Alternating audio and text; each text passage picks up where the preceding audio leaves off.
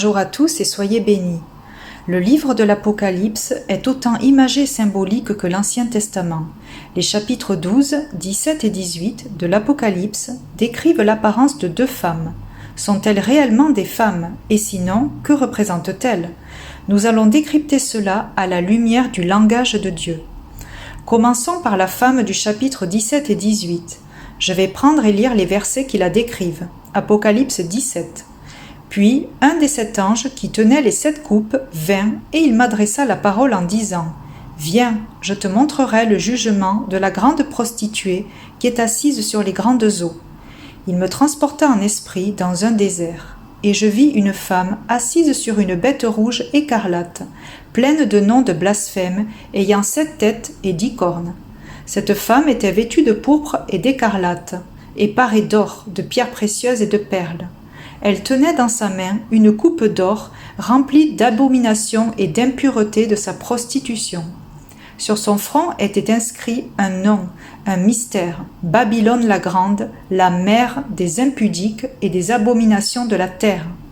Et la femme que tu as vue, c'est la grande ville qui a la royauté sur les rois de la terre. Nous comprenons que cette femme est une prostituée qui va être jugée à cause de ses souillures et actions horribles. Lorsque Dieu parle de prostitution et infidélité, il fait toujours référence à son peuple, donc son épouse, qui consulte d'autres dieux que lui, donc est infidèle, alors que Dieu, lui, est fidèle. Cette femme n'est pas de nature humaine, mais symbolise la ville de Jérusalem, comparable à une ville de Babylone qui s'appuie sur elle-même ou ses idoles. Remontons aux origines pour comprendre qui est Babylone et que signifie-t-elle. Genèse 11, versets 4 à 9. Ils dirent encore « Allons, construisons-nous une ville et une tour dont le sommet touche le ciel, et faisons-nous un nom, afin de ne pas être dispersés sur toute la surface de la terre. » C'est pourquoi on l'appela Babel, parce que c'est là que l'Éternel brouilla le langage de toute la terre, et c'est de là qu'il les dispersa sur toute la surface de la terre. Babel est le nom racine de Babylone qui signifie « passerelle des dieux ». C'est une ville où les habitants voulaient atteindre le ciel, se faire semblable à Dieu. Babel représente la démesure des hommes qui veulent établir un empire, un seul pays, un seul peuple, une seule langue. Babylone est le symbole des désirs charnels orgueilleux. Nous retrouvons le même genre d'attitude dans Ésaïe 14, qui parle de la fin du roi de Babylone, imbu de lui-même. Ésaïe 14, versets 13 à 14. Tu te disais, je monterai jusque dans les cieux, je hisserai mon trône plus haut que les étoiles de Dieu, je siégerai sur la montagne, là où les dieux tiennent leur conseil à l'extrême nord. Je monterai au sommet des nuages, je serai l'égal du Dieu très haut. Ensuite, cette femme est assise sur une bête. Cette bête a des aspects similaires à la bête qui monte de la mer et le dragon rouge. Tous ont 7 têtes et 10 cornes. Le dragon rouge est celui qui donne sa puissance, son trône et une grande autorité. Au verset 2 du chapitre 13. Mais qui est ce dragon? Apocalypse 22. Le dragon, le serpent ancien, qui est le diable et Satan. Comme le fait comprendre Jésus, le serpent ancien est celui qui a chuchoté à Ève un mensonge qui l'a conduite à sa chute. Jean 8, 44. Vous avez pour père le diable, et vous voulez accomplir les désirs de votre père. Lorsqu'il profère le mensonge, il parle de son propre fond, car il est menteur et le père du mensonge. La bête sur laquelle est assise la femme est comme une descendance, un fruit du dragon, même caractéristique physique et même nature. Si le diable est le mensonge incarné, la bête est l'orgueil dont il en est tiré. Donc, la femme assise sur la bête, c'est la Jérusalem charnelle, assise sur son orgueil. Autrement dit, elle représente spirituellement l'âme charnelle. Nous allons voir de quoi se nourrit la Jérusalem charnelle. Apocalypse 17, 6. Je vois que la femme est ivre. Elle a bu en abondance le sang de ceux qui appartiennent à Dieu, le sang des témoins de Jésus. Dans la Bible, le vin symbolise le sang et le sang signifie la vie.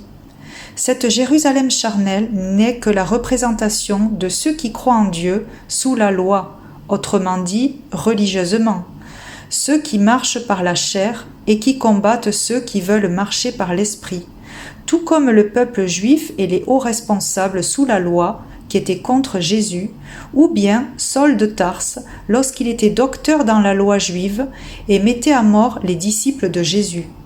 Spirituellement, Saul s'enivrait comme la femme du sang, de la vie des chrétiens qui suivaient Jésus. Il y a un combat entre la chair et l'esprit. Dans l'Ancien Testament, l'Égypte, Babylone et la Syrie étaient les grands ennemis du peuple d'Israël et de Juda qui cherchaient à les assouvir. Ils représentent l'orgueil qui maintient à l'esclavage. Le chapitre 31 d'Ésaïe décrit parfaitement ce qu'est une âme charnelle qui ne marche pas avec Dieu mais fait partie du peuple de Dieu, donc des chrétiens religieux. Ésaïe 31, versets 1 à 3. Malheur à ceux qui descendent en Égypte pour avoir du secours, qui s'appuient sur des chevaux et placent leur confiance dans le grand nombre de chars et la force des cavaliers, mais qui ne portent pas le regard sur le Saint d'Israël et ne cherchent pas l'Éternel. L'Égyptien est un être humain et non Dieu. Ses chevaux ne sont que chair et non esprit. Tout comme le peuple juif dans le désert qui voulait retourner en Égypte, car ce pays était confortable à leur chair. Mais s'appuyer sur l'Égypte, c'est s'appuyer sur soi-même et non sur Dieu. L'Égypte, Babylone, nous font miroiter des richesses faciles à acquérir et rapides par nos propres moyens. Cela ne demande pas d'effort, car nous avons toujours été habitués à ce pays. Mais le pays où coule le lait et le miel est une terre étrangère qu'il faudra aller conquérir avec courage en sortant de notre confort et nos limites et en nous laissant conduire par Dieu dans des zones inconnues. Passons maintenant à la femme et le dragon du chapitre 12 de l'Apocalypse. Apocalypse 12, verset 1. Un grand signe apparaît dans le ciel, c'est une femme. Le soleil l'enveloppe comme un vêtement, la lune est sous ses pieds. Sur sa tête, elle porte une couronne de 12 étoiles. Elle va bientôt mettre au monde un enfant et les souffrances de l'accouchement la font crier. Lorsque le Saint-Esprit m'a révélé qui était la femme de Babylone, soit une âme charnelle, j'ai compris en relisant qui était cette femme-ci, et le Saint-Esprit me l'a confirmé. D'après vous, c'est qui cette femme ? C'est une âme conduite par l'Esprit, c'est l'épouse de Christ, donc le contraire de la première. Nous allons voir sa description. Elle est vêtue du soleil. Le soleil représente la justice de Dieu. La lune est sous ses pieds. La lune représente la foi, donc elle s'appuie et marche par la foi et non par la vue. Elle a sur sa tête une couronne de 12 étoiles. Les nombres dans la Bible ont aussi une symbolique. Le 12, c'est le choix de Dieu, tout comme les 12 tribus de Juda, de Jacob, et les 12 disciples, donc l'épouse de Christ. Elle est choisie, c'est une élue. Cette épouse est enceinte et sur le point d'accoucher. Accoucher quoi ? Eh bien son salut. Mais elle est combattue par le dragon rouge qui veut dévorer son salut pour qu'elle reste sa proie. L'enfant qui représente aussi Jésus est le salut incarné. Jésus signifie Dieu sauve. Jésus est le salut. C'est comme ce qu'a dit Siméon lorsqu'il a vu Jésus dans les bras de Marie, dans Luc 2, versets 29 à 30. Maintenant, Seigneur, tu peux laisser ton serviteur mourir dans la paix, comme tu l'as dit. Oui, mes yeux ont vu le salut que tu nous donnes. Les lieux célestes sont le reflet des lieux terrestres. Cette vision de la femme et le dragon est la promesse de notre âme.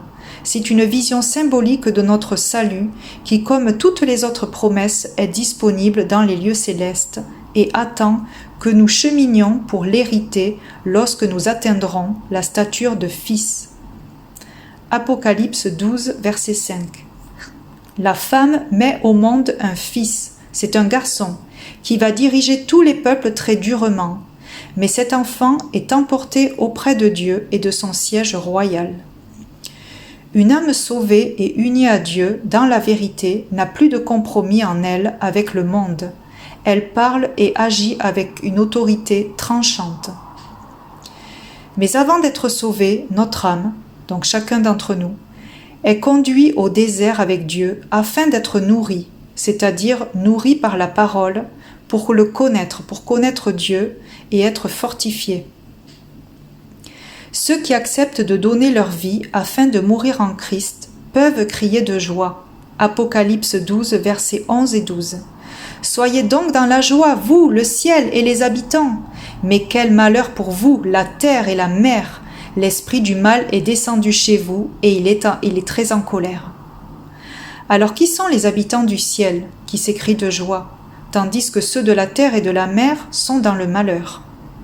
Ceux du ciel sont ceux qui sont conduits par l'Esprit de Dieu, et donc ont mis à mort leur chair, et ceux qui restent sur la terre et la mer sont ceux qui restent conduits par leur nature charnelle et n'obtiendront pas le salut de leur âme.